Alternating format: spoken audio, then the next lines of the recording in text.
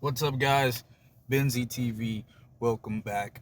Uh, this one is Untold Story of Helltown, Ohio. We'll be reacting to this video. I have no idea what this is about. I have no idea about Ohio. Um, Obviously, I'm from Texas. Um, and I have not been to Ohio, so this is gonna be my first time hearing about this. And yeah, gonna watch it, talk about it, dissect it, and yeah, see what let's see what this is about. Mystery Archives. Y'all make sure y'all go subscribe. Let's go. For decades, Helltown has been infamous for countless legends, from satanic cults to ghostly apparitions, government experiments, and more. But what is it about this small, abandoned Ohio area that has spawned these legends? That's what we'll be diving into today here on Mystery Archives. Helltown.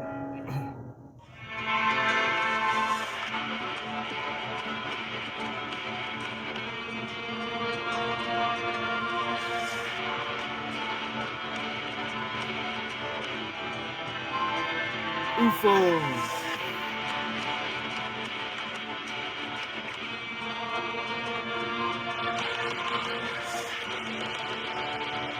Mystery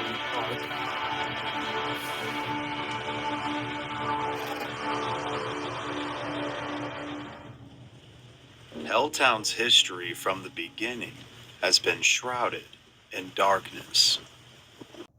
Originally founded by Native American tribes in 1758, it shortly became the home of a massacre in 1782, caused by inter-tribe fighting and opposing sides siding with colonials. It was also located on a tribal war trail and became the site of several bloody battles early on, battles which led to a number of Native American burial sites on the land. That The makes lands sense. would later be resettled in 1806, and what would become known as Helltown would encompass three towns altogether.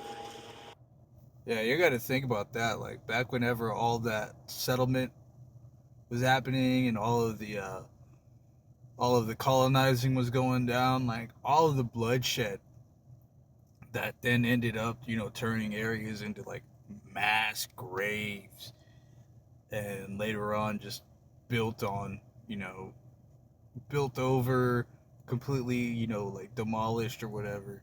So there's a lot of spirits that, or a lot of energy that encompasses those areas, and it just gives it just enough power to just really do some damage in some crazy ways. It's these tumultuous beginnings that seem to have laid the groundwork for the stories we hear today. From here, we will cover the various legends associated with Helltown. It's hard to decipher fact from fiction, or even put a timeline to where these stories came from, but I'll do my best with the information that I've gained. But first, to begin to understand Helltown, we must understand why the area was abandoned. And to do this, we must take a glimpse into the past. The year was 1974, and a man named William Birdsell was the National Recreational Superintendent who had recently been tasked by then President Ford to establish a national recreation area in the Cayuga Valley where Helltown was located. Little did the people know that this man would soon become their worst enemy. A town meeting was called shortly after Birdsell arrived, and it was in this meeting that the people were informed that they had to sell their homes to the government, whether they liked it or not. This life-changing event was not up for negotiation, and these purchases were essentially going to be made at fire sale prices. With little to no recourse at the time, many people simply did what they were told to do, despite the anger, frustration, and sadness at the entire situation. But several citizens, despite the risk, outright refused to leave their homes.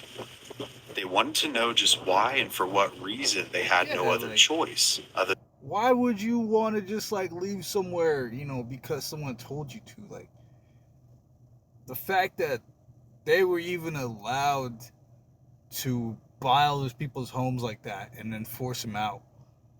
Like, people should have revolted right then and there from that government faction. I would have seceded from the government right then and there. That's crazy.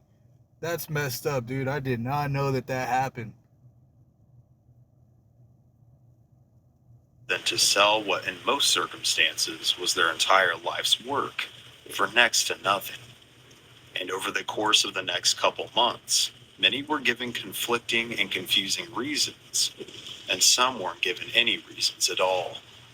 And this, for a short period, seemed to keep Birdsell at bay until he reached an inevitable boiling point. The army soon invaded the valley and began forcibly removing residents from their homes, after which they sealed off the town and began boarding up, burning down, and demolishing homes. The angered citizens eventually ended up in court with the Department of Interiors, whose head at the time was sympathetic to their situation and ordered a halt to the operation after it was found that these homes had been purchased illegally. Yeah. Many of the residents were contacted about purchasing their old homesteads back, but the majority had nothing to go home to. So Helltown remained a ghost town. As for William Birdsell, his shady dealings with the whole situation ended rather ironically. Just weeks before the end of the program, he was set to be transferred to a different part of the country for a new assignment. And as he was cleaning out his desk from the command post in Helltown, he died of a heart attack and could never truly leave. During the time in which the area has been abandoned, there's been many rumors and legends. I'll try my best to at least touch upon the majority. You have got to think, like, that's the spirits taking, like, homie to the grave with them. That's wild. They just kicked all those people out and left them homeless.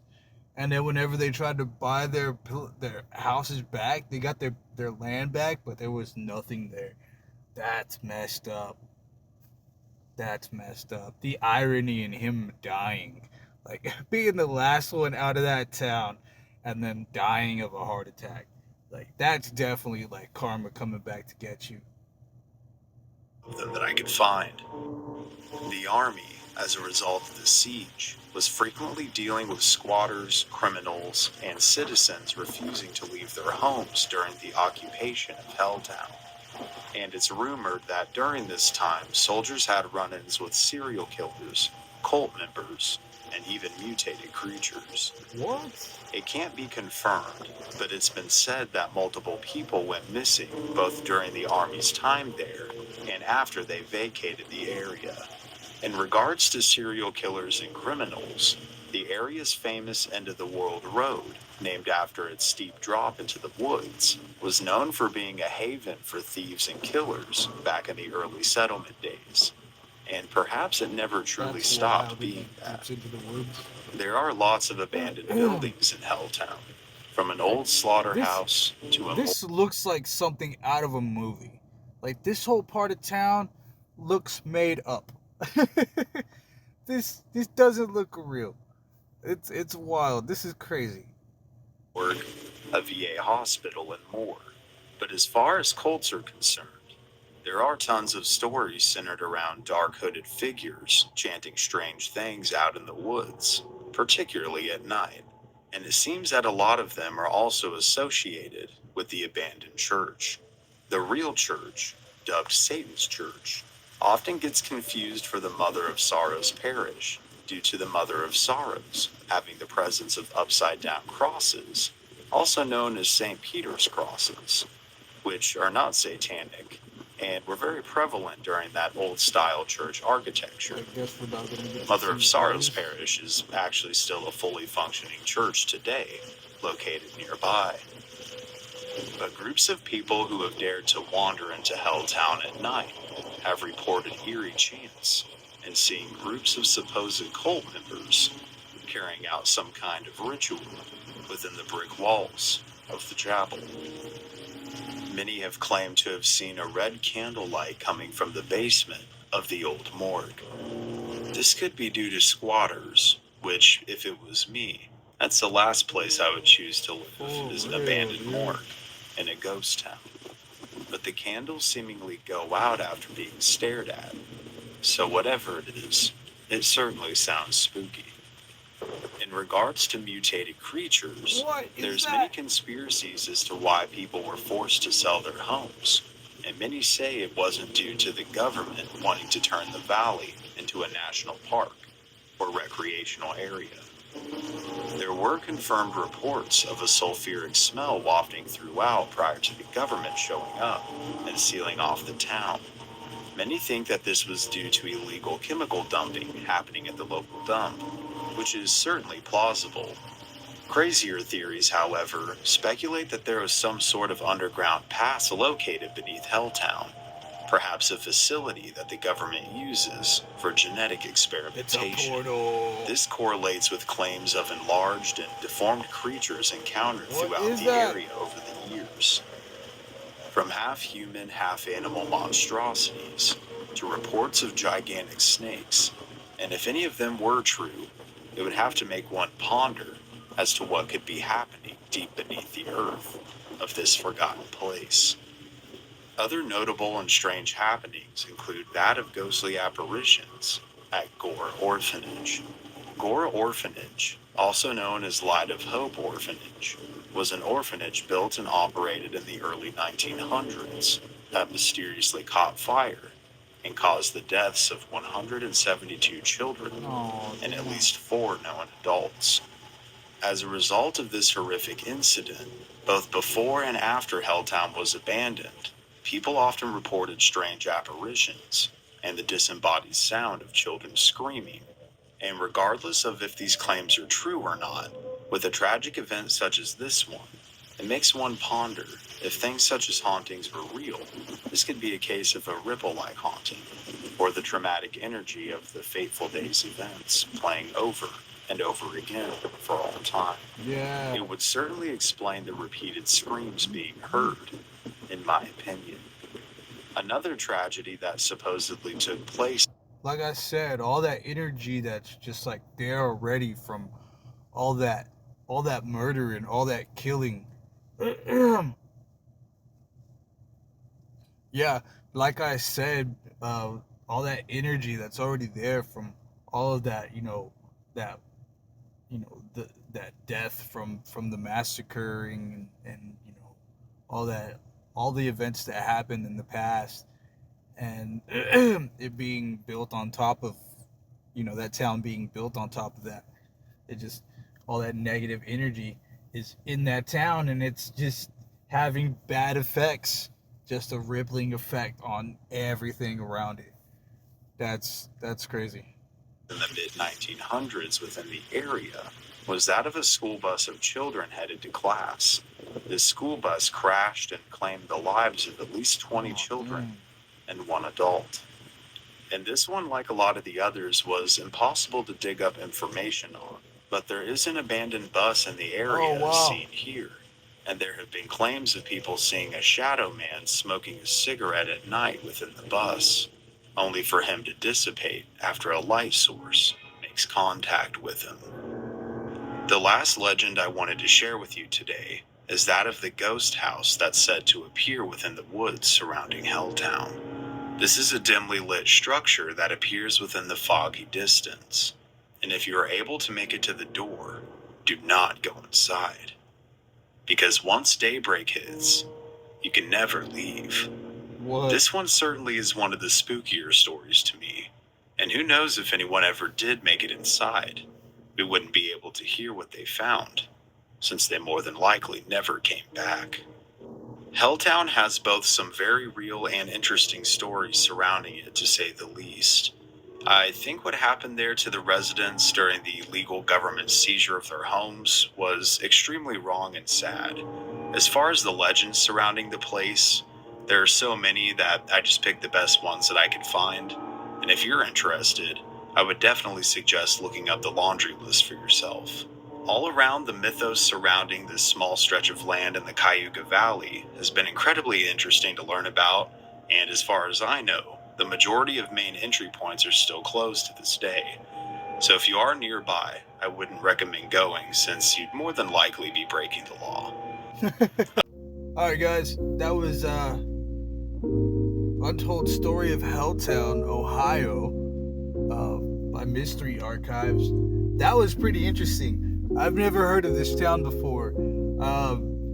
If you guys live in Ohio or used to live in Ohio and you heard about this town, if you lived close to this town or know somebody that lived in this town, like, leave it in the comments. Like, I would like to know more. I'm gonna look up some stuff about this, but definitely let me know about some personal experiences if you've had any. I'm always interested in learning about different states and all the lore behind their history and different paranormal stuff like that. I love it. It's fun. Anyways, guys, this was fun. I enjoyed it. Make sure y'all go to Mystery Archives and subscribe, like, and yeah, make sure y'all subscribe to my channel as well. Make sure y'all like, comment, share, do all that fun stuff, and we'll see you again. Peace.